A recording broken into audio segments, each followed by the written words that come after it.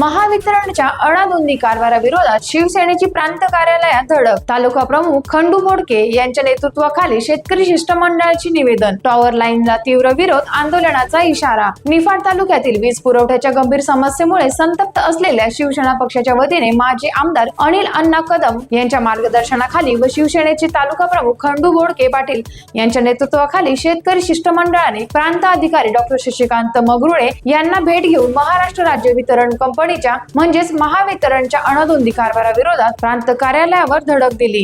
यावेळी शेतकरी शिष्टमंडळाने प्रांत अधिकाऱ्यांकडे तालुक्यातील वारंवार खंडित होणारा वीज पुरवठा, शेती पंपाचा अपुरा अनियमित वीज पुरवठा, कमी दाबाची वीज, शेतकऱ्यांच्या तक्रारींकडे होत असलेले दुर्लक्ष या गंभीर समस्यांचा पाढा वाचला. तालुक्यात अनेक ठिकाणी बिबट्यांचा वावर असून दररोज सायंकाळी शिवारात अवाजवी वीज भार नियमन केले जात असल्याच्या तक्रारी यावेळी शेतकऱ्यांनी प्रांत अधिकारी शशिकांत मंगरुळे यांच्याकडे केल्या. वीज वितरण कंपनीच्या या अनादोंदी भोंगळ कारभारामुळे शेतकऱ्यांचे मोठे आर्थिक नुकसान होत असून खरीप हंगाम धोक्यात आला असल्याची भावना यावेळी व्यक्त करण्यात आली. कसबे, सुकेने, वडाळी नजीक येथील उभारण्यात येत असलेल्या वीज टॉवरलाही शेतकऱ्यांनी यावेळी तीव्र विरोध दर्शविला. टाइम्स ऑफ महाराष्ट्रसाठी निफाड तालुका प्रतिनिधी योगेश कर्डिले व उत्तम जाधव यांचा रिपोर्ट.